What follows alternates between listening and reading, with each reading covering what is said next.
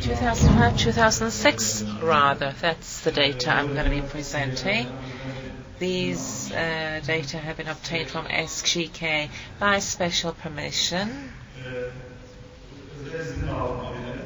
So, special permission data. And SGK accounts for more than 90% of the Turkish population. So, this data is nationwide data. SGK, Social Insurance Organization, Social Organization Institute.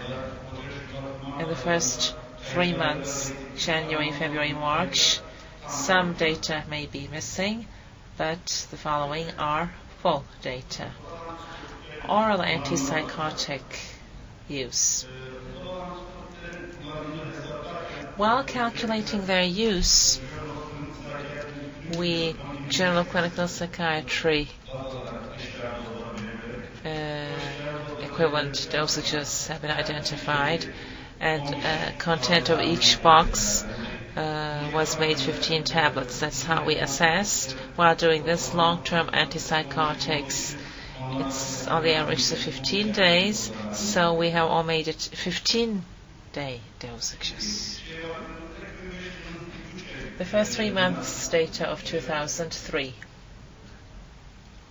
rather 2005. And you see equivalent dosages for quetiapine 325 milligrams, for risperidone 3 milligrams, for olanzapine 10 milligrams, for haloperidol 5 milligrams.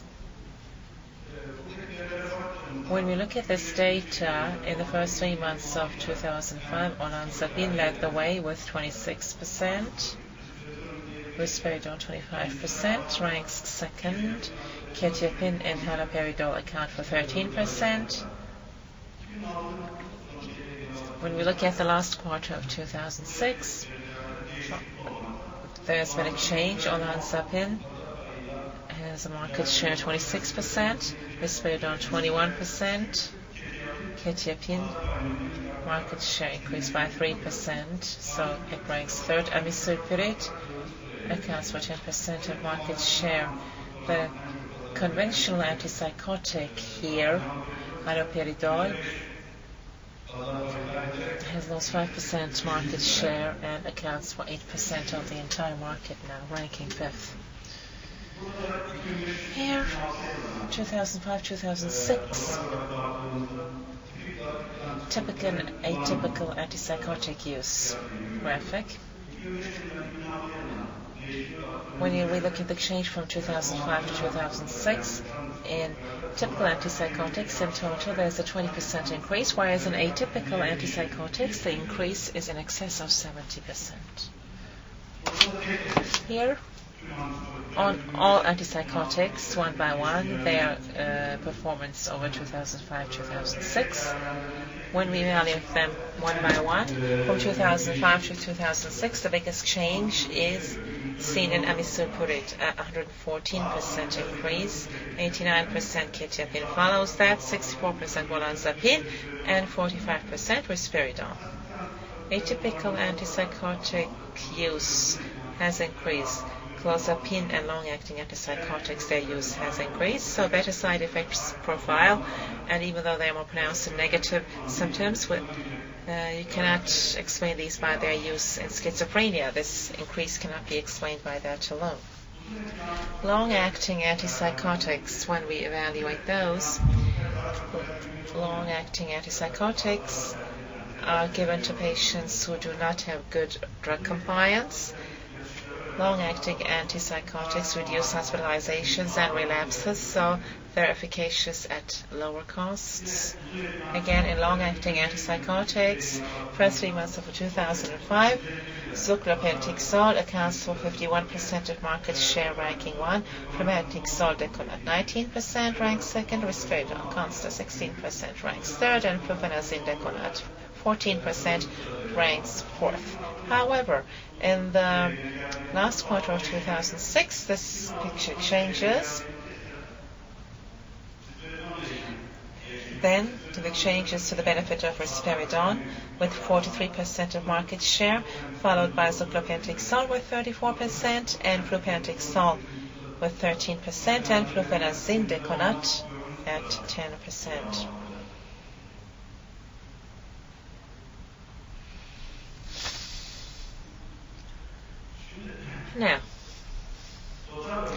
Now, when we look at it in total from 2005 to 2006, the change, the conventional long-acting antipsychotics, their box use, there's been a 17 to 18% increase. In atypical long-acting antipsychotics, when we look at those and compare those 2 years, there is an increase of more than 110%, meaning risperidone, Consta, there's been a serious increase in its use. In conventional atypicals, there's an increase as well, but that's a lot lower, 17% increase in conventional antipsychotic market. Now, long-acting antipsychotics, when you look at their market share one by one, as you can see, the only increasing one is risperidone. All others are coming down. Conventional long-acting antipsychotics and long-acting risperidone. When you compare those two, such studies show that in the 5-year period, risperidone has higher compliance, so it's more efficacious and is less costly. Clozapine is a separate evaluation because mostly it's used as schizophrenia resistant to treatment. It's more efficacious in that case.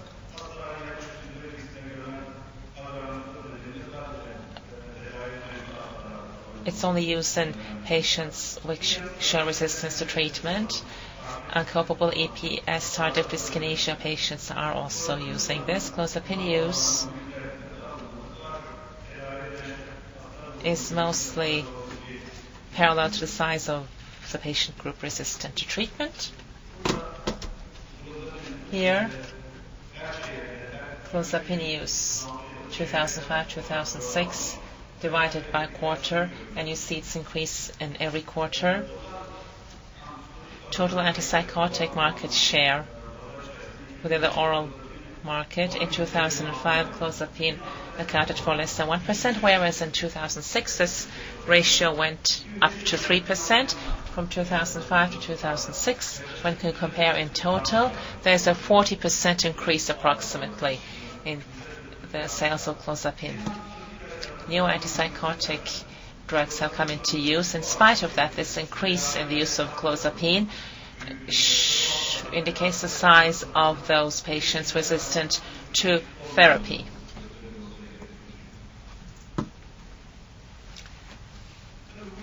Of course, the most interesting of these data was lithium. As you know, apart from mood disorders, resistant schizophrenia patients and depression patients also use this. Lithium data is very dramatic because in our country lithium use has been reduced by 75% over a period of 24 months. Data says patients do not respond well and an anticonvulsant or antidepressant has to be added, but still this does not account for this much reduction in the use of lithium. So this is something that we have to elaborate upon. And lastly, antidepressants. Antidepressants, we base them on their active substance, and encitalopram 10 milligram, fluoxetine 20 milligram, let's say, clomipropin 75 milligram. We converted it to those and we fixed the boxes. General antidepressant prescribing, it's constantly rising, and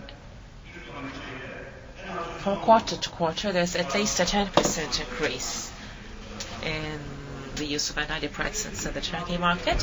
When you compare 2005 to 2006, the total increase is in excess of 53%. In 2006 compared to 2005, there's an increase between 50 to 60% in the use of antidepressants.